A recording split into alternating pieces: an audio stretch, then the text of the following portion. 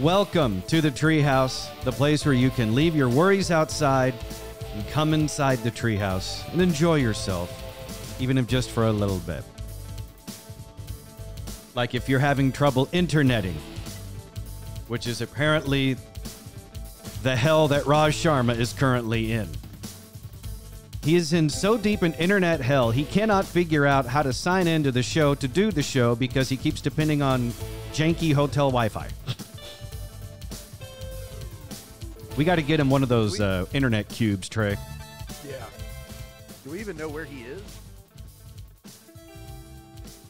I don't know. So at this point, I'm just going to envision Raj as being stuck in a van down by the river next to Chris Farley's corpse.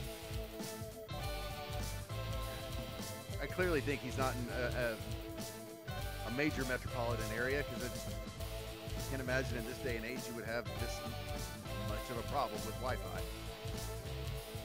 You wouldn't think, but he has found a way. Yeah, is this... And I have to ask myself this question now that I have reached a certain age. Technology or is it age? Let's be honest, Trey. There's a third thing in there that you're not mentioning.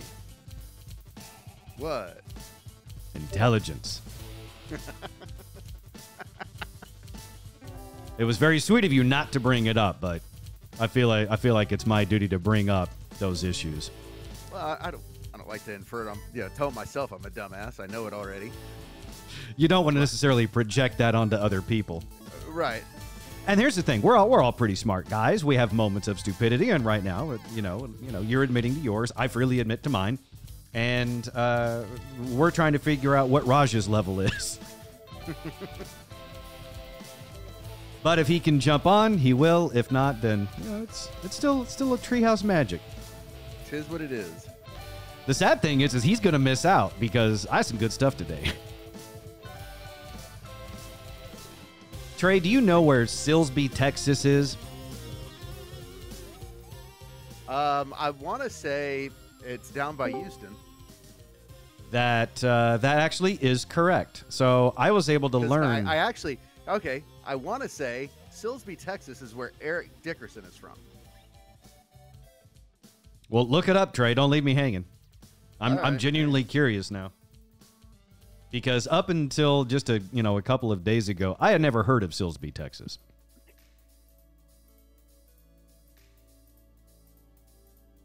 And the reason why I now know of Silsbee, Texas is because a very, very strange animal attack story occurred there recently. I'm sorry. Eric Dickerson is from Sealy, Texas. I was close. Were you? Sealy, Silsbee? That's... Okay, so I guess word sound wise, it might be close, but I wonder if it's even in the same vicinity of Texas as Silsbee. All right. Are you busting out your old man spectacles? Yep. So Silsbee, Texas is sort of due east of Houston. Weird. You know how like all the weird stuff happens typically in Florida?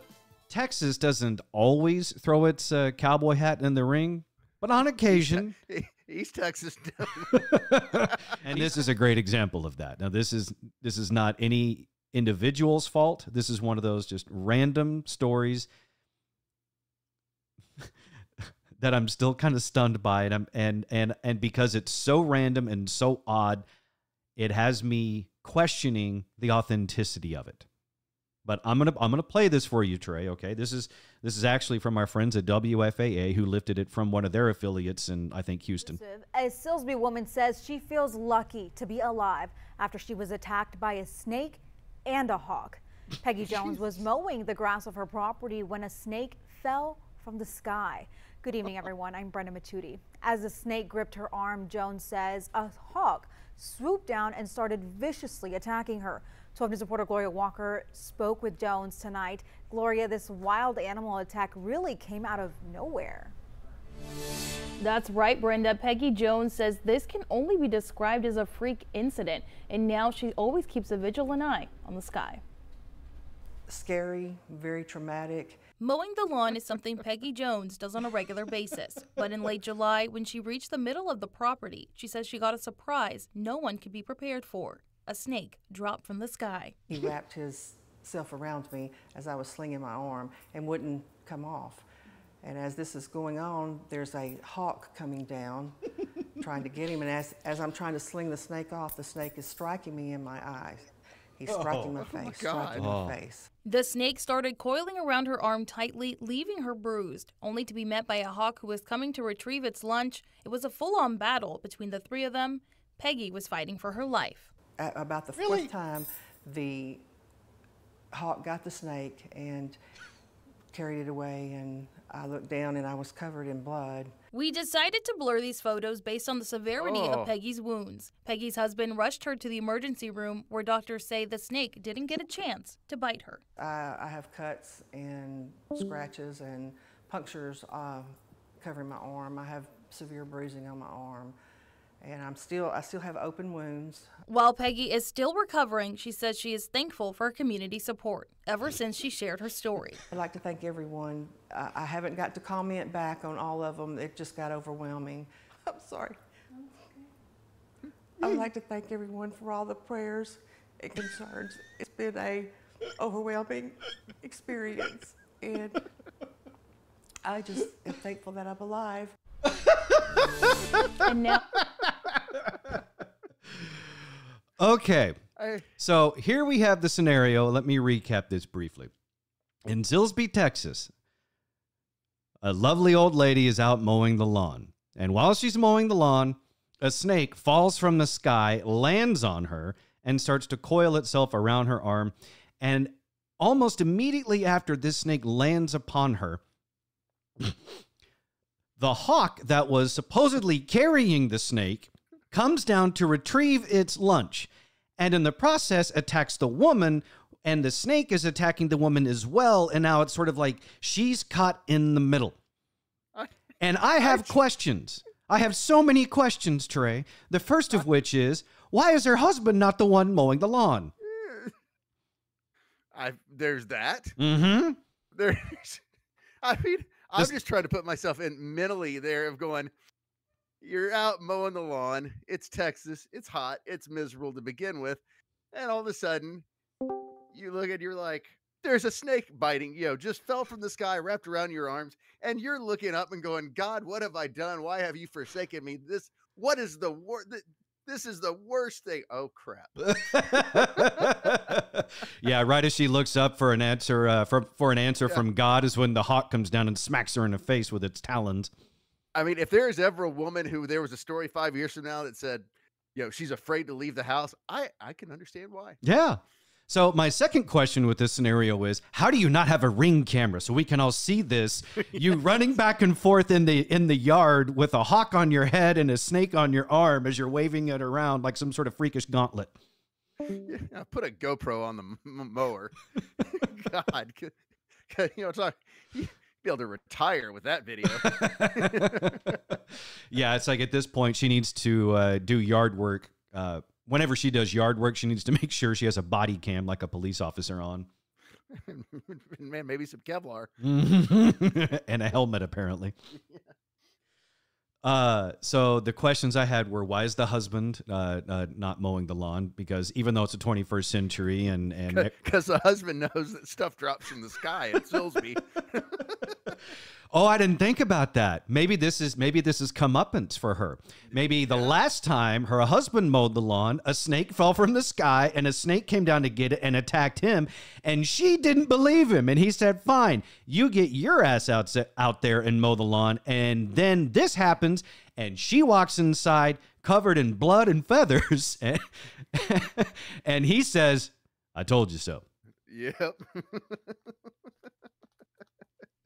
Yeah, he even bought her that fancy riding lawnmower. Just all right. That's not that wasn't a fancy lawnmower. That's an attack magnet. It's an East Texas attack magnet. Oh, yeah. You're riding along, you're mowing your yard, you're just in your own zone. I mean, a snake dropping from the sky, that would be alone just enough to just soil yourself and just end it all. Yeah, I mean, at that point, gotta think. At that point, you then have to question, like you were saying, Trey. You have to question, what have I done to deserve this? Is this the rapture? And did the Bible lie to me about the rapture? Because my interpretation of the biblical rapture was you dying more like a Jedi. You just disappear and your clothes stay in a pile. Well, or maybe this is how Satan's draft. You're like, oh, first team. Congratulations. Yeah. You're listening to the Treehouse. Visit us online at treehouseonair.com.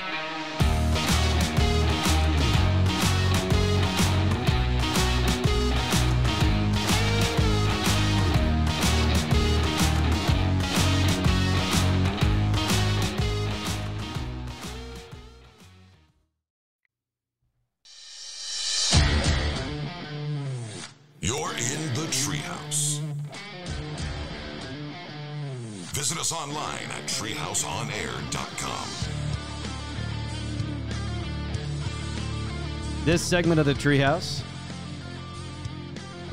is brought to you by Cook DFW Roofing and Restoration. Their phone number 833-COOK-DFW. The website cookdfw.com. Give our friends at Cook DFW a call for that free roof inspection to find out if the roof you have over your head survived the last storm and if it's ready for the next one that will happen. Rain, wind, hail, and as we also learned from Daniel Cook from Cook DFW Roofing and Restoration, the sun also plays a role in basically melting some of the shingles on your roof, so it decreases the life of your roof. So give them a call. They'll come check it out, and they'll be honest with you about what they find. 833-COOK-DFW. I'm still recovering at the thought of Satan's draft and being drafted in the first round when a snake falls on your head while mowing the lawn in East Texas. Honestly, if you really... Did you ever see Little Nicky? The Adam Sandler movie where he plays the son of the devil? I'm going to say I believe I did, but it was so long ago. I remember very little of it, and I remember not liking it. Well, there's at the end, there's a deal of and Henry Winkler comes out, the Fonz, and they're like, and this is the lovable Henry Winkler attacked by a swarm of bees. And it really does sound like an end of an Adam Sandler movie. There's the lovely Henry Winkler attacked by a snake from the sky with a hawk chasing it. Yeah, like when you read about the end of days and everything in the Bible, it tells you like all the plagues that are going to happen. It's the locusts and the frogs and the whatevers, and then all of a sudden, Mother Nature seems to have a little more of a creative streak in her, or Satan, whatever it is, I don't know. But whoever's making snakes drop from the sky, I too would question many things about my life and definitely about my faith. But it did offer up the opportunity, Trey, for me to learn about a town in Texas I had never heard about. And I like learning new things in general, but I especially like learning new things about random towns in our great nation. And even, sort of bonus points if that random town is in Texas. So before this snake story happened, I had never heard of Silsbee, Texas. So I looked at it on a map, did a little research, and I see that it's east of Houston. It's just north of Beaumont. Hey, I know someone that lives in Beaumont right now. Not willingly. I don't know if anyone willingly lives in Beaumont. No matter which side of the walls you're on. Yeah. So Silsbee, Texas, it's in Hardin County, 21 miles north of Beaumont. Population 6,935 according to the 2020 census. It is part of the Beaumont-Port Arthur metropolitan area. I feel like we're starting to use metropolitan area a little too loosely as a term. Yeah. Like Beaumont-Port Arthur metro area. If you've ever been to Beaumont, there is nothing metropolitan about Beaumont. And keep in mind that Silsbee is an outlier of Beaumont, so it's really not a metropolitan area. But I did notice there's a little town to the west of Silsbee that I think Trey would have some knowledge on, and that town seems to be called Kuntz, Texas. Can I have a spelling, please, sir? You can, but it's funnier if I don't spell it. It's funny if you use it in a sentence.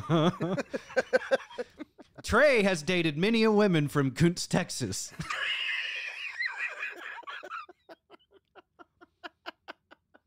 While also keeping in mind, when interviewed, those same women from Kuntz, Texas that dated Trey also said Trey was from Kuntz, Texas. Yeah. That's... Apparently, the roads to Kuntz, Texas are two-way, Trey. I feel like you could create a Mad Libs with that one. Yeah. I feel like we kind of just, that actually is that would be a fun road trip game. Yeah. And so what else did you find out about Kuntz, Texas? Well, I was originally researching Silsbee, and once I saw Kuntz, Texas, near Silsbee, I thought of you, and then I stopped researching altogether. I was just like, well, okay, I'm now totally distracted on where all of Trey's ex-girlfriends come from. How big is Kuntz, Texas? Not as big as you would think.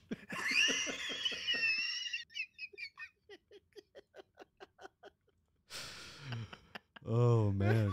I feel like moments like these, we need parental supervision. Yeah, we really do. The unfortunate thing is I don't want my mom around when I'm telling my friends information about Kuntz, Texas.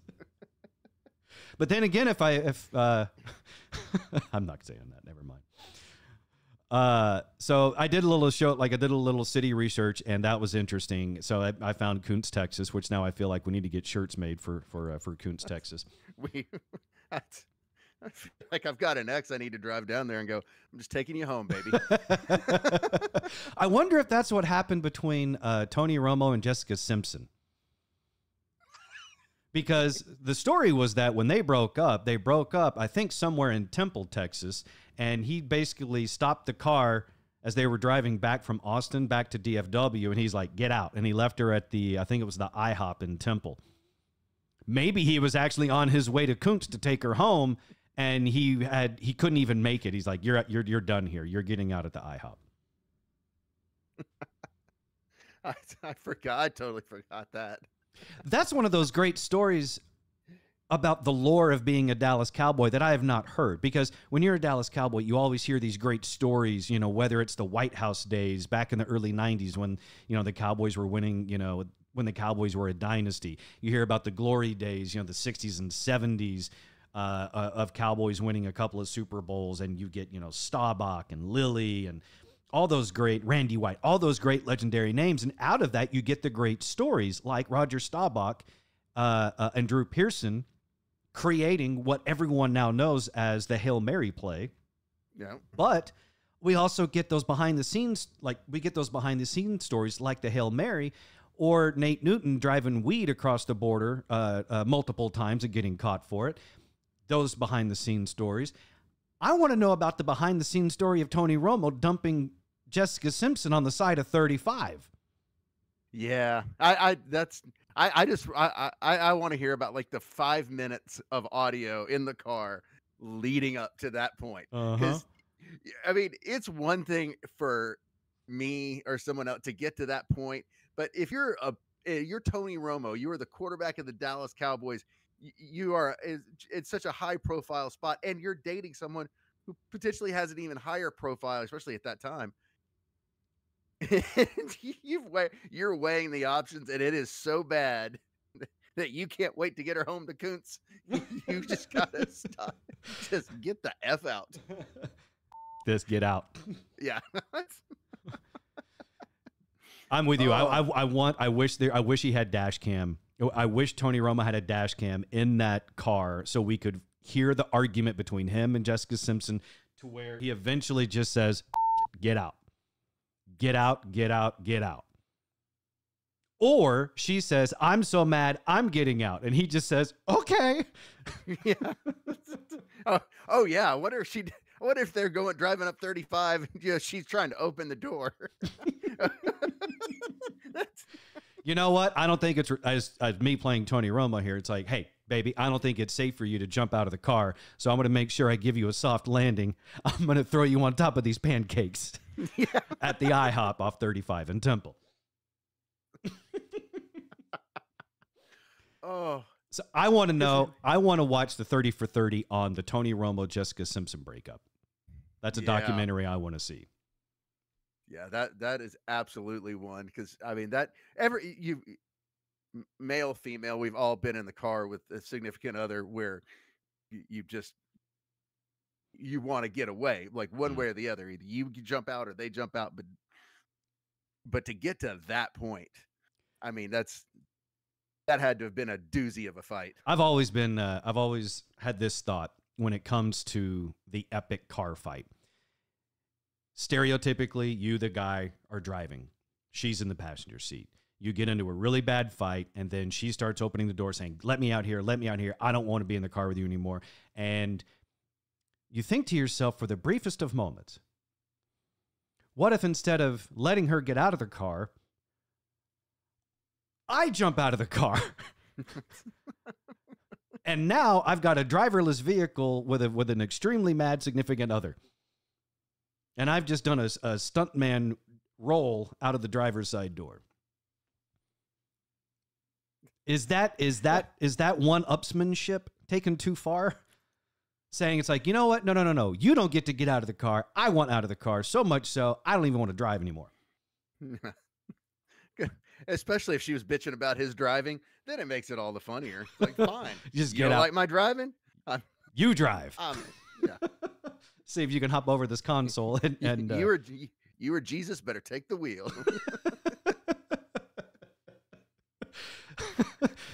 But watch out for what things may fall from the sky. Yeah.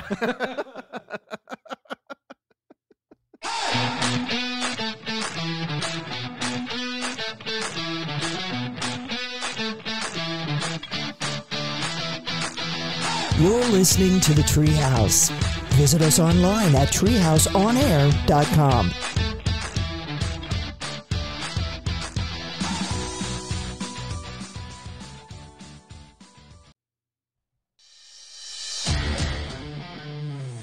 You're in the Treehouse.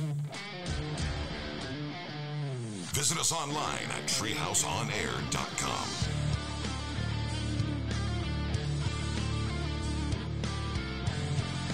Welcome back into the Treehouse. This segment brought to you by Brooks Plumbing. Their phone number, 214-368-3838. That's 214-368-3838. The website, brooksplumbingtexas.com. They recently came to my house in Texas to take care of a pretty bad leak we had underneath the house.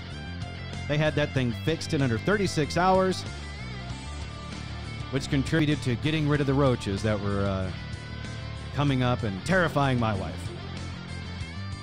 So thank you very much to Brooks Plumbing. So terrorizing your wife, which then terrorizes you. Absolutely it does. When the roaches terrorize Tara, and then Tara terrorizes me to go terrorize the roaches and ruins my night, yeah. That is a vicious circle. It's a vicious circle, one that I did consider fire to end it all. But thanks to Brooks Plumbing, didn't have to go that route. Speaking of routes, just tell, hey, you just send Tara out and go, hey, you go mow if you think this is bad. I think the funniest thing about that, Trey, is you thinking I would tell my wife what to do. No, it's funny for us to say. I know damn well because I wouldn't do it either. No, that definitely not. Hurt me. Mm-hmm. Yeah, you think that hawk and the snake had it out for that old lady in Silsbee, Texas? You have not seen my wife. Good luck. You tell her what to do once. Yeah. That lady just had some scratch marks. Yeah, you're gonna come back from Tara with dents. Yeah, you're gonna look like you went through a hailstorm. All right. So if you're wondering, hey, what happened to Raj? Well, if you missed it somehow, Raj was having he's having technical difficulties. But Trey, I think you found a very solid solution for him. Yes, evidently he's in Bastrop, Texas. So I looked it up. I sent him the link to the Best Buy in Bastrop, and I said, go buy an Ethernet cord so you can hardwire yourself in. That's right. You know? Just a nice cord. Because even I've got that. I'm on an island in the middle of the Caribbean, and I did a speed test before the show, and I've got like 100-something download and 20-something up using a wire. Yeah. And so if I'm getting that speed on an island in the middle of the Caribbean, Bastrop has to have at least the same speeds. Yes, you would think so. You would think. I mean, that's just outside of Austin. Yeah, that's A major tech hub in the middle of the country. Yeah, I'm pretty sure they got some decent internet in Bastrop. Before we exit the treehouse today, though, there was something I wanted to share with you, Trey, and that was last night. Tara and I were on St. John for a wedding, and as we were coming back across the bay, it's Pillsbury Sound between St. Thomas and St. John. As we're on the People Ferry coming back from St. John over to St. Thomas, we at night like to go on top of the ferry where it's sitting on top. It's like a convertible boat, right? Or it's not a convertible. You're just sitting on top. So we're sitting on top of the ferry last night looking up at the stars because it's like 8 o'clock, 9 o'clock, and it's dark here at that time. In Texas, it's still sunlight and 120. But in the rest of the world, it's more normal stuff. So we're looking up at the sky. I can see Scorpio off to my left to the southern sky. I look to the right. I see a shooting star. And then all of a sudden, I see a string of lights strewn across the sky. And everyone on the boat starts seeing it incrementally. And as you see their fingers start to point up at the sky. And everyone immediately starts thinking the same thing. Aliens. And then Tara sees it. She's like, do you see those? I'm like, yeah, I see those. She's like, what are those? What are those? And I said, I think those are the Starlink satellites. okay. Pretty sure those are the Starlink satellites, and which are so the Starlink satellites, the company owned by Elon Musk. And so I did a quick research to see if that was in fact the case, and I am glad to report that Fox 4, our friends at Fox 4, actually had a story recently where it said, yes, the positioning is such that you'll be able to look up into the night sky and see the Starlink satellites crossing overhead. And they even gave a breakdown of what times you'd be able to see them on different days. Okay? Okay. So it seems like it was confirmed. We look up into the night sky. They're Starlink satellites. They're not UFOs. But this was the interesting part about it. Have you ever seen a regular satellite cross the night sky? I mean, I assume so. So I you think can so. usually see a satellite crossing the night sky. It looks similar to the International Space Station if you've ever seen that cross. It'll basically start wherever you see it, it'll keep crossing over the Earth, and it just continues until it's out of sight because of an obstruction or the horizon, right? Right. Well, last night as we're watching the Starlink satellites, they didn't cross behind an obstacle to where we couldn't see them. They didn't cross over the horizon to where they disappear. Instead, about halfway across the night sky, those satellites disappeared, almost as if they went behind something, but there was nothing there. So then I started thinking, oh yeah, what if that's a spaceship that's blocking the view? Or is it possible that Elon Musk has figured out cloaking technology and has deployed it with his satellites in space? I mean, I guess it's possible. Why would he want to cloak his satellite? Maybe he doesn't want visiting species to see them and steal the technology. I don't know. We'd have to get him on the show and ask him. But like satellites are like pink flamingos in their yard, and he's trying to make them look better.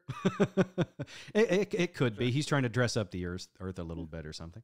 But the other thing, more inviting.